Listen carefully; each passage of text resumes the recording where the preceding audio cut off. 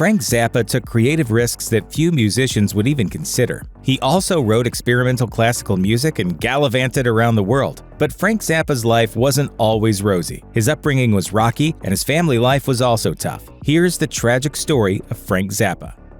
Frank Zappa probably should have spent his childhood in a hazmat suit. As Zappa revealed in his autobiography, his father Francis worked at a military factory that manufactured poisonous gas during World War II and would regularly give Frank things like mercury, gas masks, and used lab equipment to play with. Perhaps not coincidentally, Zappa grappled with asthma, frequent earaches, and sinus troubles as a child, and the cures were almost worse than the ailments. Following Sicilian tradition, his parents poured hot olive oil in his ears to remedy earaches, while a doctor tried to fix the sinus issues by inserting radium pellets into Frank's sinus cavity with a long wire. Yikes! As a kid, Zappa's family moved frequently due to his dad's job with the military. According to the New York Times, Zappa attended 6 different high schools by the time he was 15. Zappa became a bit of a loner, turning to experimental music and even more experimental chemistry as his hobbies. After he almost burned his high school down, though, Zappa was threatened with expulsion and gave up the hobby. Not long after, he also gave up on higher learning entirely. After enrolling in 2 different junior colleges and briefly studying classical music, Zappa got married and embarked on a series of odd jobs and musical gigs, including writing music for low-budget films and making appearances on variety shows. After an affair derailed his marriage, however, Zappa seemed to be going nowhere fast, except to jail, after he was arrested on indecency charges in a sting operation that led to a lifelong distrust of authority and a passion for free speech and artists' rights.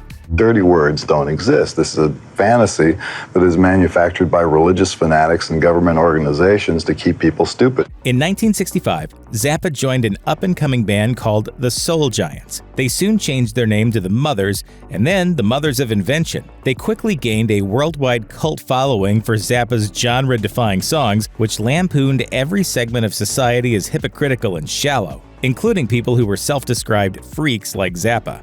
This wasn't all a put-on. Zappa clearly didn't suffer fools gladly. The Telegraph claimed that Zappa viewed humanity with contempt and deemed social interactions, quote, a waste of time, and his actions sometimes backed up that idea. When touring with his bands, Zappa stayed in separate, nicer hotels from the other members, and he allegedly looked down on his fans because he didn't think they understood his music.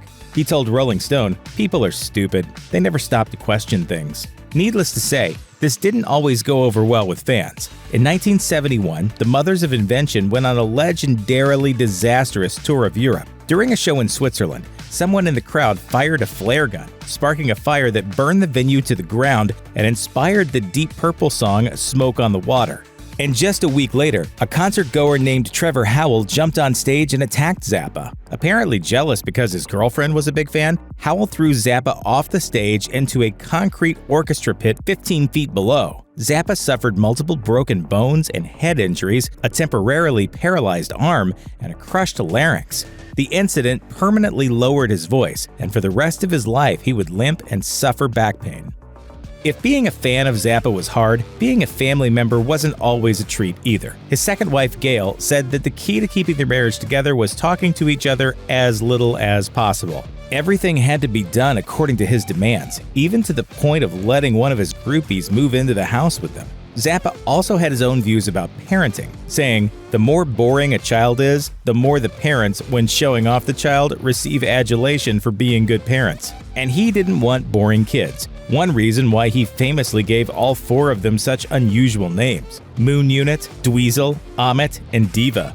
He allowed his kids almost complete freedom to do whatever they wanted, except one thing: spend time with their dad, who reportedly always put his music first. His daughter, Moon Unit, grew so desperate to see him that she wrote him a note proposing that they get together professionally. That ended up being the only top 40 hit of Zappa's career, Valley Girl, but Moon told People, "I had no idea it was going to be such a big hit. I wanted to spend some time with my father."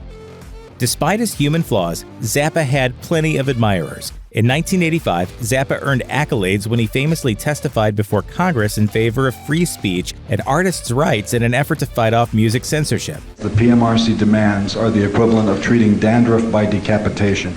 and he had legions of fans in Eastern Europe, where his music was a focal point for political and intellectual freedom for counterculture dissidents fighting against communist dictators. In fact, he was so beloved in the Czech Republic that in 1990, after the country gained its independence, Czech President Václav Havel hosted Zappa in Prague and appointed him as the special ambassador to the West on trade, culture, and tourism. Unfortunately, Zappa had his share of enemies, and the appointment led to an international incident after U.S. Secretary of State James Baker successfully demanded Zappa be stripped of his title. Baker warned the Czech Republic, "You can do business with the United States, or you can do business with Frank Zappa." Why the animosity? Petty revenge. Baker's wife, Susan, had been one of the co-founders of the music censorship movement before Zappa ripped her and her movement in front of Congress. If it looks like censorship and it smells like censorship, it is censorship no matter whose wife is talking about it. It's censorship. In 1990, Zappa was diagnosed with inoperable prostate cancer. Treatments initially shrunk the tumor, but it rebounded, leading to his death in 1993, just weeks after he released his acclaimed final album, a compilation of classical compositions called The Yellow Shark. He was only 52. Before dying, he instructed his wife Gail to sell everything and get out of the music business, which he found corrupt.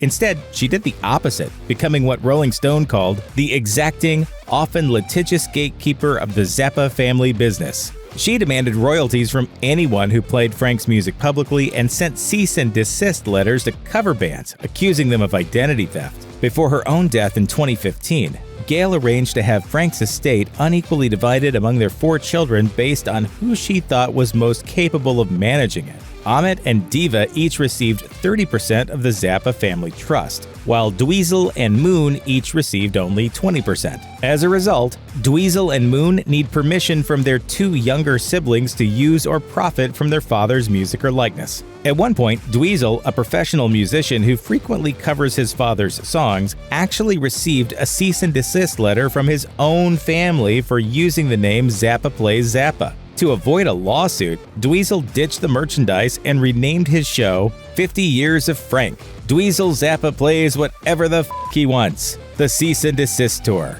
We think his father would have approved.